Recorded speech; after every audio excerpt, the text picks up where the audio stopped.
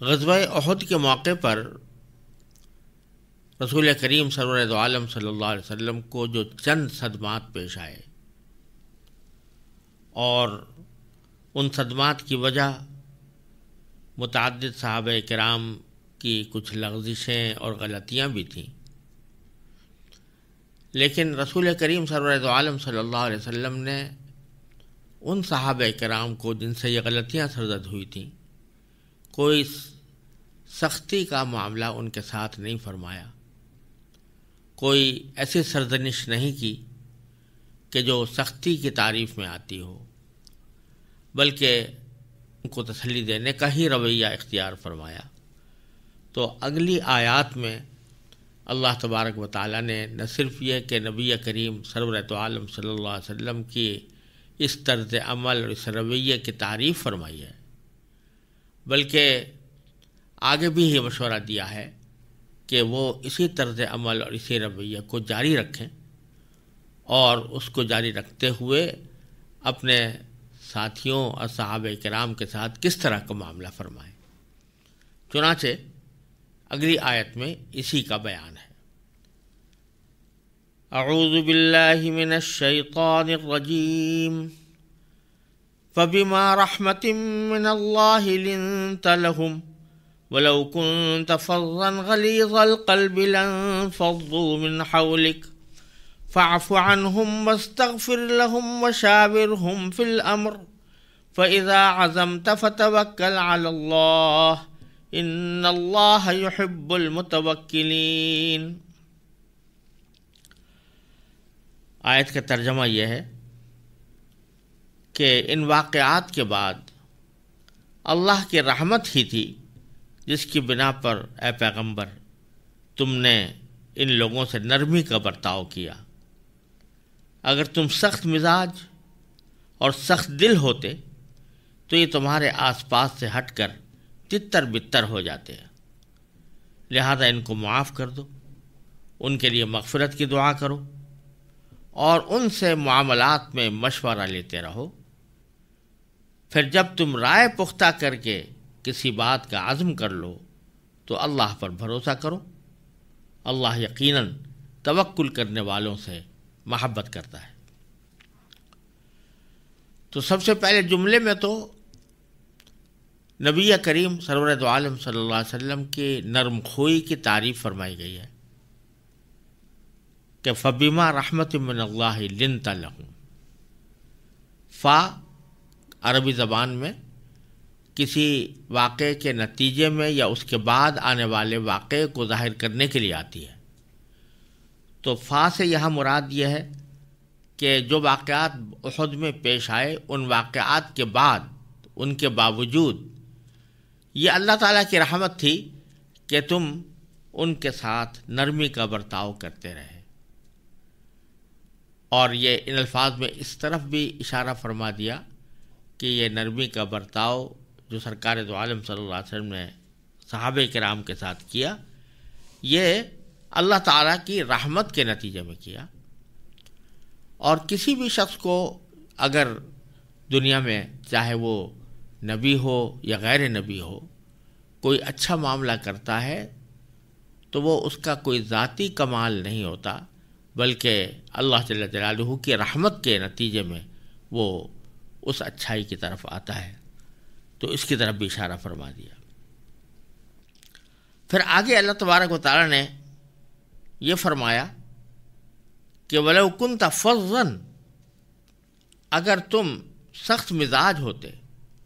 غلیظ القلب اور سخت دل ہوتے تو لَانْفَضُّوا مِنْ حَوْلِكَ، تو یہ لوگ تمہارے آس پاس سے ہٹ کر تتر بتر ہو جاتے۔ یعنی اس نرم خوئی کا ایک فائدہ یہ ظاہر فرمایا کہ یہ نرم خوئی، خوش اخلاقی اگر آپ کے اندر نہ ہوتی تو مخلوق کی اصلاح کا جو کام ہم نے آپ کے سپرد کیا ہے وہ حسب منشا انجام نہ پاتا، لوگ آپ کے ذریعے اپنی اصلاح کا فائدہ حاصل کرنے کے بجائے آپ کے پاس سے بھاگ جاتے۔ اور اسی سے یہ بات معلوم ہوئی کہ ارشاد و اصلاح اور تبلیغ کے کیا آداب ہیں۔ جو شخص لوگوں کی اصلاح اور اللہ تعالیٰ کی طرف دعوت دینے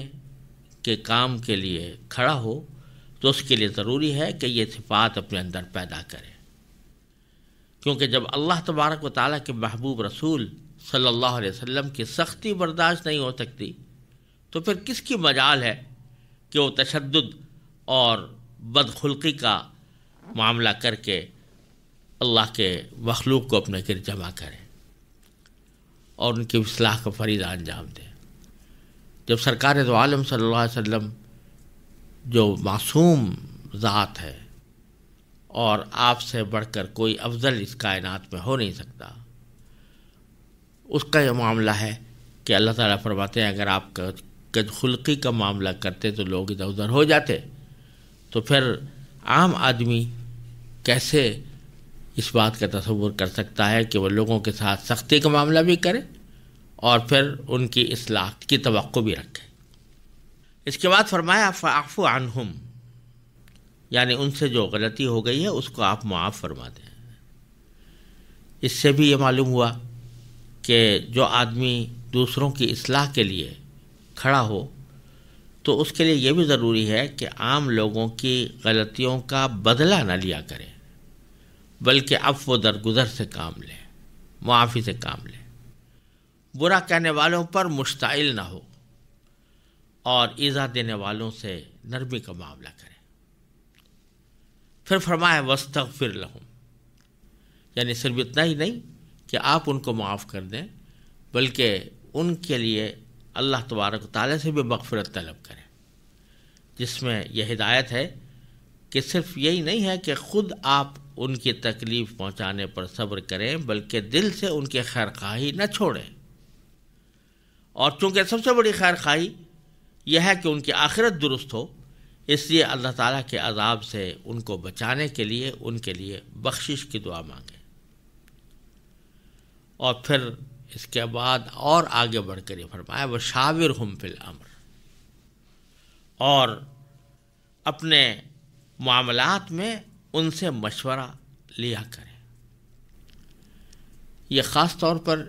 غزوہ احد کے سیاق میں اس ہدایت کا ذکر کرنے کا ایک منشا یہ ہے کہ رسول کریم سرور دو عالم صلی اللہ علیہ وسلم نے غزوہ احد کے موقع پر صحابہ کرام سے مشورہ لیا تھا کہ آیا دشمن کا مقابلہ شہر بند ہو کر کیا جائے یا باہر نکل کر کیا جائے۔ اس میں رائے اکثریت کی یہ بنی کہ باہر نکل کر مقابلہ کیا جائے۔ رسول کریم صلی اللہ علیہ وسلم نے اس کے مطابق فیصلہ کیا اور باہر نکل کر مقابلہ ہوا، لیکن جو تکلیف مقدر میں پہنچنی تھی وہ پہنچی۔ تو کسی کے دل میں خیال ہو سکتا تھا کہ یہ سارے مسائل اس لیے پیش آئے کہ مشورہ کیا گیا، اور اگر رسول کریم صلی اللہ علیہ وسلم شروع ہی سے کوئی اپنا فیصلہ کر دیتے تو شاید یہ واقعات پیش نہ آتے۔ تو یہ اس غلط فہمی کا ازالہ کر کے فرمایا جا رہا ہے کہ یہ ایسا نہیں ہوا کہ یہ غلطیاں یا یہ صدمے مشورے کی وجہ سے پیش آئے ہوں، اس کے اسباب تو کچھ اور تھے جو پہلے گزر چکے، لہذا آئندہ بھی مشورہ جاری رکھیں وشاورہم فی الامر۔ اور یہیں سے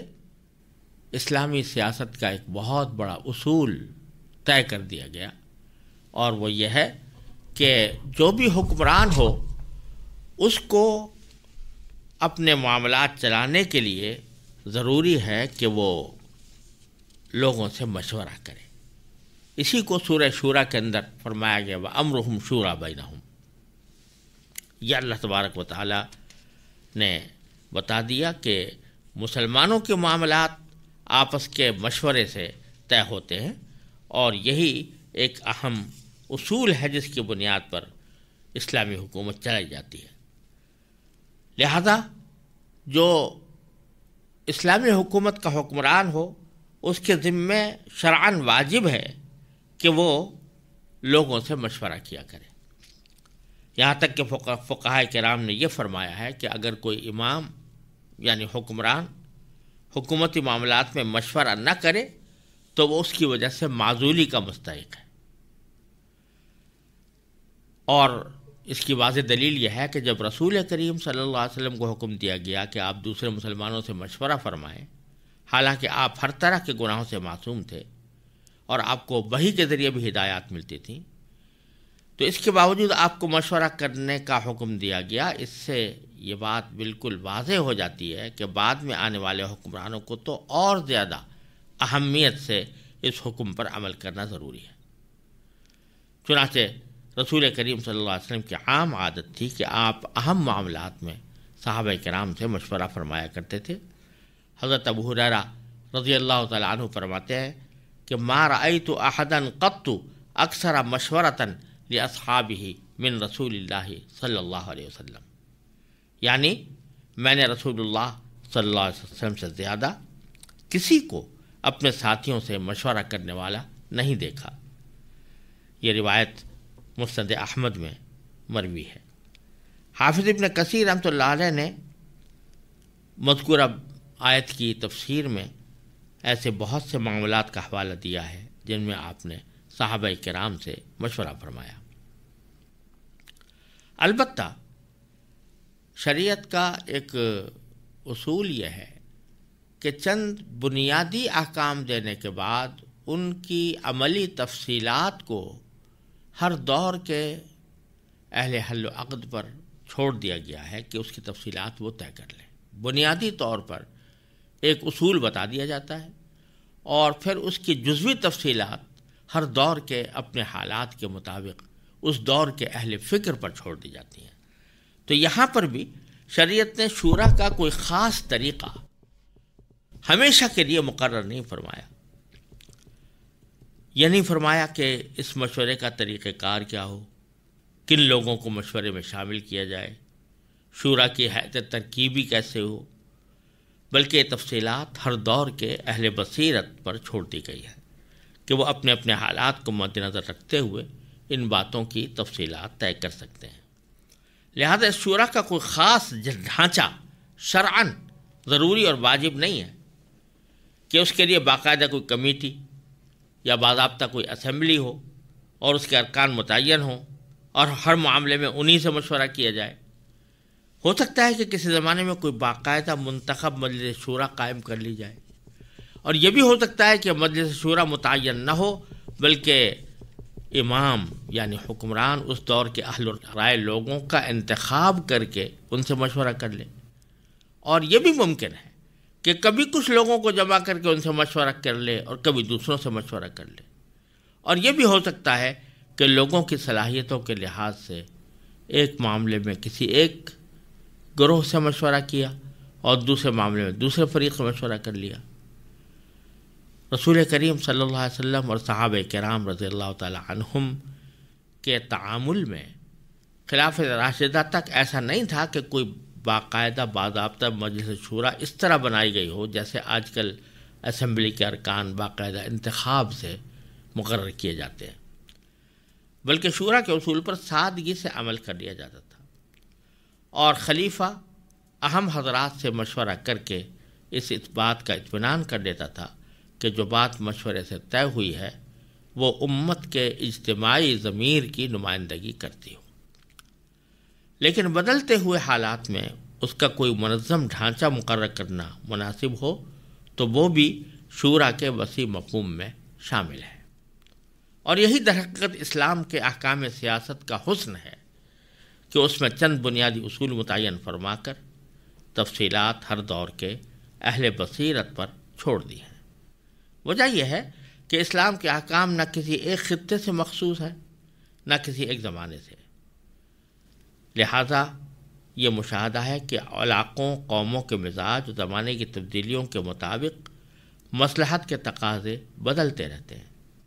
چنانچہ کوئی معاشرہ ایسا ہو سکتا ہے جہاں شورا کا کوئی مخصوص ڈھانچہ بنانا ممکن نہ ہو یا مصلحت کا تقاضا نہ ہو، اور دوسری طرف یہ بھی ممکن ہے کہ کسی معاشرے میں شورا کے تصور کو اس طرح ڈھیلا ڈھالا چھوڑنے سے خرابیاں پیدا ہوں۔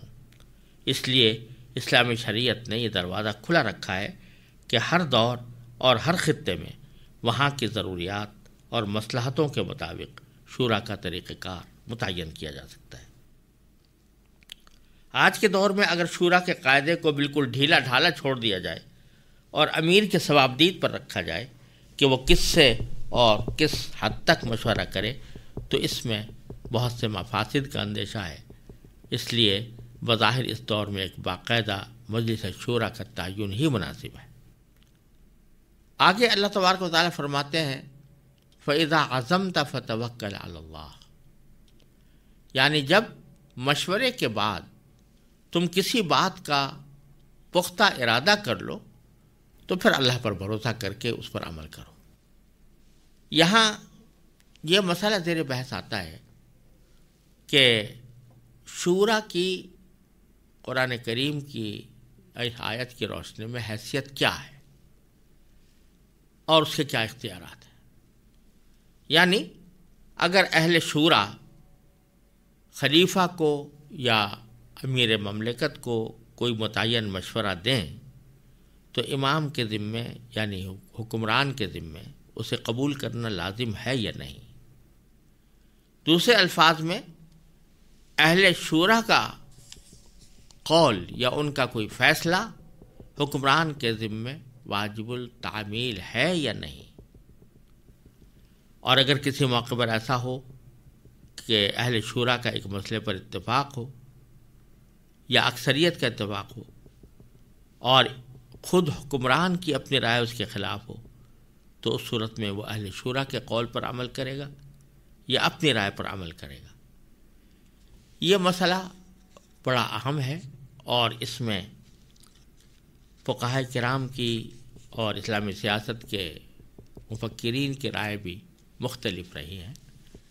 زیادہ تر حضرات کا رجحان اس طرف ہے اور بظاہر قرآن کریم کے الفاظ سے بھی وہی بات زیادہ قرین قیاس معلوم ہوتی ہے کہ وہ امیر جو بہت سی صفات اہلیت کی شرائط پر پورا اترتا ہو،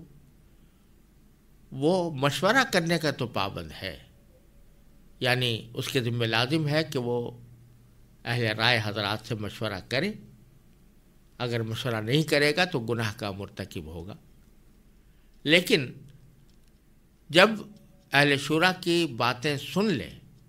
اور ان سب کے دلائل پر مطلع ہو جائے تو اس کے بعد آخری فیصلہ اسی امیر کا ہے۔ لہذا اگر فرض کرو کہ تمام شورا کے افراد کی آراء اور ان کے دلائل سننے کے بعد امیر یہ سمجھے کہ یہ جو فیصلہ کیا جا رہا ہے یا جو رائے دی جا رہی ہے شورا کی طرف سے وہ درست نہیں ہے اور امت کے مفاد میں نہیں ہے، تو وہ اس کے خلاف بھی عمل کر سکتا ہے اور اس کو پھر اللہ پر بھروسہ کر کے اپنا عمل کرنا چاہیے۔ اور دوسری بات حضرات کا کہنا یہ ہے کہ نہیں، شورا کا تو مطلب ہی یہ ہے کہ جب امام کو پابند کیا گیا ہے کہ وہ شورا سے مشورہ لے، تو اگر وہ کوئی مشورہ دے رہی ہے، متفقہ طور پر دے رہی ہے، تو پھر حکمران کو اس کی خلاف ورزی نہیں کرنی چاہیے۔ دونوں قسم کے موقف اپنے اپنی جگہ پر بیان کیے گئے ہیں اور دونوں کے پاس کچھ دلائل بھی ہیں، لیکن قرآن کریم کے اسلوب اور رسول کریم سرور دو عالم صلی اللہ علیہ وسلم کے طرز عمل اور خلافت راشدہ کے طرز عمل کو مد نظر رکھ کے جو بات نظر آتی ہے وہ یہ کہ اصل بات تو یہی ہے کہ امیر پر شورا کے فیصلے کی پابندی لازم نہیں، اس لیے کہ لفظ شورا یا مشورہ بذات خود اس بات پر دلالت کرتا ہے کہ مشیر کا قول مشورہ لینے پر لازم نہ ہو۔ مشورے کا تو مطلب یہ ہوتا ہے کہ دوسرے سے ایک رہنمائی حاصل کر لی گئی، اس کی رائے معلوم کر لی گئی، لیکن جب کوئی کسی سے مشورہ لیتا ہے تو مشورہ لینے کے بعد یہ لازم نہیں ہو جاتا کہ دوسرا جو مشورہ دے اس پر ضرور ہی عمل کرے۔ اور حضرت مولانا اشرف علی صاحب تھانوی رحمۃ اللہ علیہ نے اس مسئلے کا ذکر کرتے ہوئے فرمایا کہ یہ ایسی واضح بات ہے جس کو حضرت بریرہ رضی اللہ تعالی عنہ جیسی کنیز بھی سمجھ گئی تھی۔ جب انہیں آزادی ملنے کی وجہ سے یہ اختیار ملا کہ وہ اپنے شوہر سے اپنا نکاح قائم رکھیں یا ختم کر دیں، تو حضور اقدس صلی اللہ علیہ وسلم نے انہیں مشورہ دیا کہ وہ نکاح قائم رکھیں۔ اس پر انہوں نے حضور اقدس صلی اللہ علیہ وسلم سے پوچھا کہ اتأمرونی، کیا آپ مجھے حکم دے رہے ہیں؟ مطلب یہ تھا کہ اگر حکم ہے تو سر آنکھوں پر، اور اگر مشورہ ہے تو مجھے اختیار ہوگا کہ چاہوں تو اس کو قبول کروں چاہے نہ کروں۔ اس پر آپ نے ارشاد فرمایا انما انا شافع، کہ نہیں میں تو صرف سفارش کر رہا ہوں، کوئی حکم نہیں دے رہا۔ اس پر حضرت بریرہ نے فرمایا لا حاجت لی فی، یعنی اب مجھے ان شوہر کی ضرورت نہیں ہے،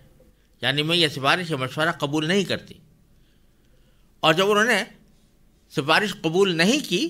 تو اس پر سرکار دو عالم صلی اللہ علیہ وسلم نے بھی کوئی نکیر نہیں فرمائی کہ ابھی تم نے میرا مشورہ کیوں قبول نہیں کیا۔ تو مشورے کی تو طبیعت ہی یہ ہے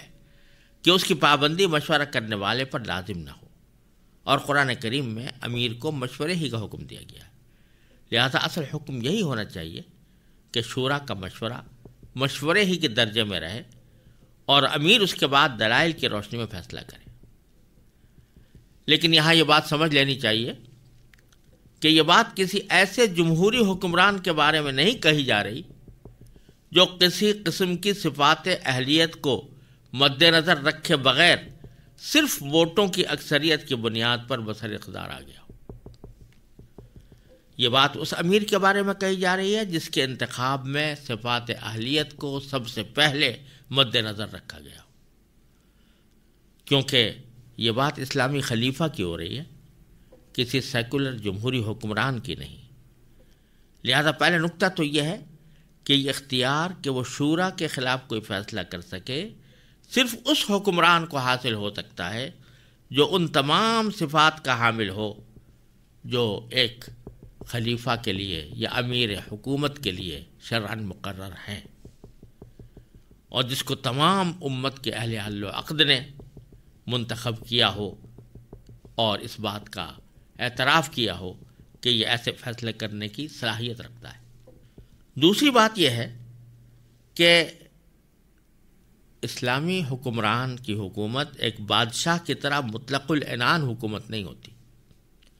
جس کی زبان ہی قانون بن جائے،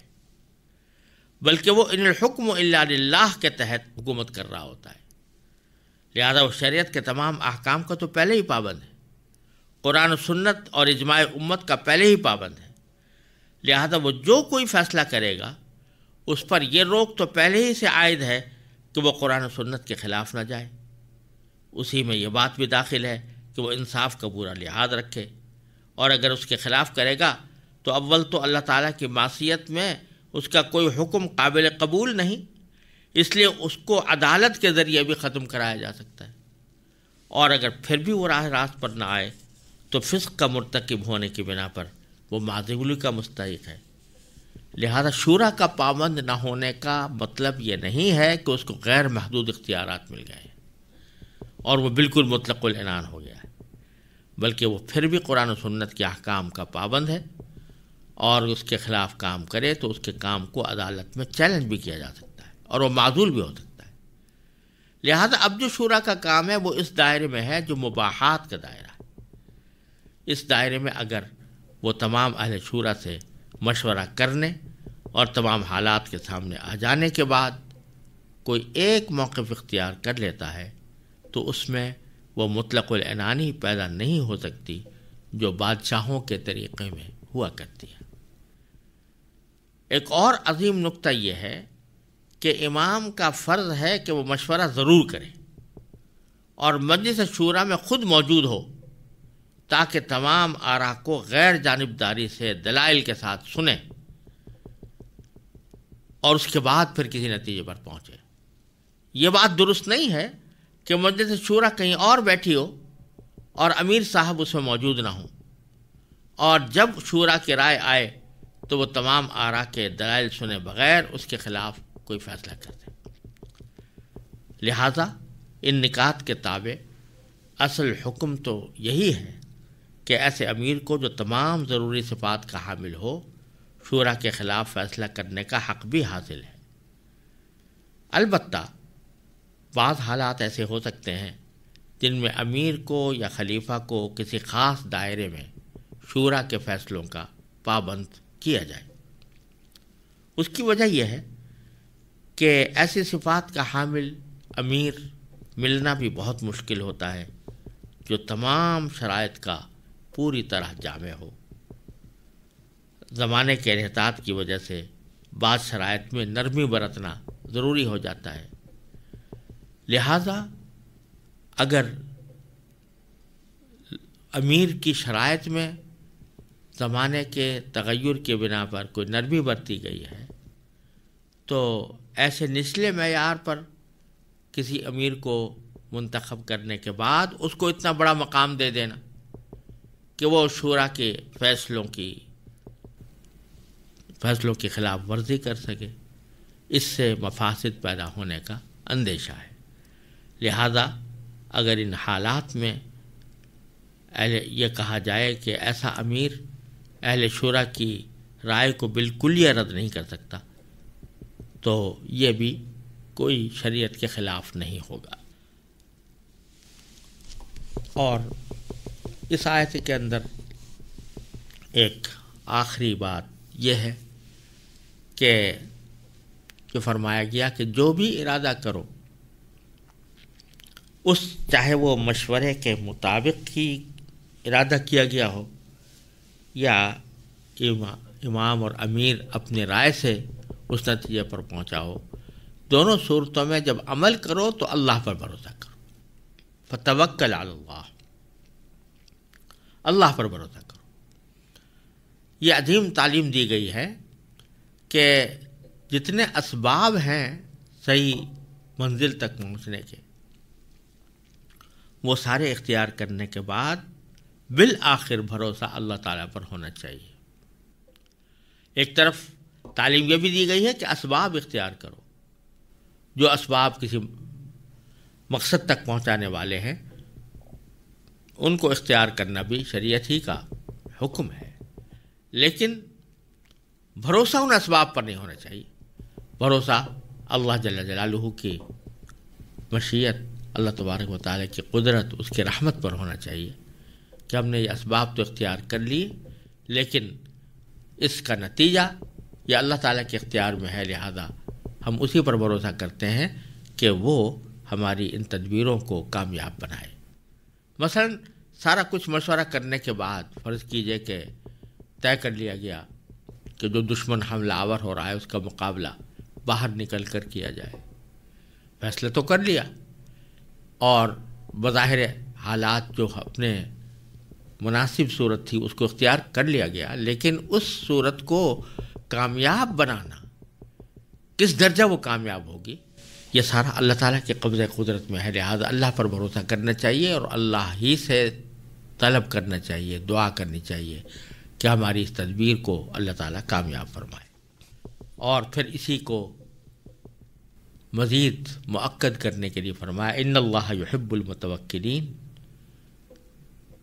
یقیناً اللہ توکل کرنے والوں سے محبت کرتا ہے۔ توکل کرنے کا معنی وہی ہے کہ اسباب کو اختیار کرنے کے بعد اللہ تعالیٰ کی رحمت اور اس کی قدرت پر بھروسہ رکھا جائے کہ میری اس تدبیر میں وہ کامیابی عطا فرمائیں گے۔